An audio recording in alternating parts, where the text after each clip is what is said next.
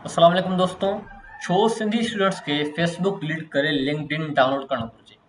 सभ खां पहिरियां फेसबुक हिकिड़ो सोशल प्लेटफॉर्म आहे जिते तव्हांजा दोस्त यार मिट माइट ऐं संगत जा माण्हू मौजूदु आहिनि। ऐं उन खां अलावा as a software engineering student मुंहिंजो मुशाहिदो आहे त फेसबुक जो algorithm funny videos, gaming, films, controversies ऐं डेली व्लॉगिंग जहिड़े टॉपिक्स खे वधीक प्रमोट थो करे, जंहिं जे वधीक कंज़म्पशन सां, वधीक इस्तेमाल सां तव्हांजे दिमाग़, तव्हांजी सोच ऐं तव्हांजे पढ़ण जी सलाहियत ऐं तव्हांजे लॉन्ग टर्म कैरियर ते तमामु मनफ़ी असर पवी सघनि था।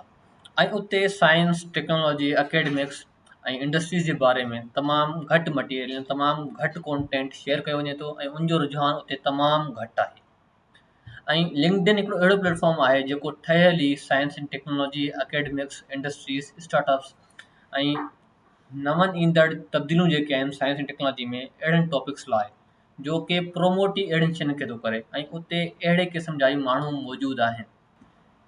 हिते तव्हांखे मोस्टली माण्हू पंहिंजी field, new technology, science, academics ऐं अहिड़नि कम वारनि टॉपिक्स जे बारे में डिस्कस कंदा नज़र ईंदा।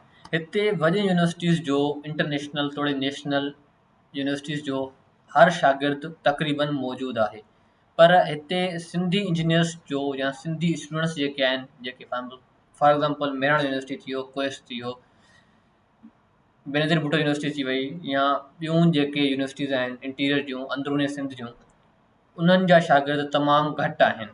हिते तव्हांखे टॉप क्लास जा इंजीनियर्स, डॉक्टर्स, लॉयर्स, वकील, चार्टर्ड अकाउंटेंट, फ्रीलांसर्स ऐं हर फील्ड जा एक्सपर्ट मिलंदा, जीअं सां तव्हां कनेक्ट थी सघो था, उन्हनि सां मैसेजिस जे ज़रिए ॻाल्हि ॿोल करे सघो था, उनखां गाइडेंस वठी सघो था ऐं उनखां मुख़्तलिफ़ टॉपिक्स ते डिस्कस बि करे सघो था।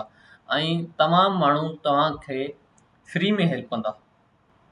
लिंक्डइन बि हिकिड़ो सोशल प्लेटफॉर्म आहे, पर ही फेसबुक, इंस्टाग्राम, स्नैपचैट ऐं टिकटॉक जहिड़े एप्स खां हज़ार गुना बहितर आहे, स्पेशली स्टूडेंट्स लाइ। पोइ दोस्तों, अॼु ई लिंक्डइन डाउनलोड कयो ऐं हिकिड़ो पंहिंजो प्रोफेशनल अकाउंट ठाहियो, उते शेयर कयो त तव्हां कहिड़ा कमु कंदा आहियो, छा पढ़ी रहिया आहियो ऐं तव्हां छा ऐं कहिड़ियूं शयूं सिखी रहिया आहियो ऐं तव्हांजा इंट्रस्ट कहिड़ा आहिनि ऐं जेको बि तव्हां शइ कयो था उहे तव्हां शेयर करे सघो था ऐं पंहिंजे स्किल्स खे प्रमोट करे सघो था ऐं कंपनीज़ ऐं जेके टॉप क्लास जा आहिनि तव्हांजे फील्ड में उन्हनि सां कनेक्ट थी सघो था, उनखां गाइडेंस वठी सघो था।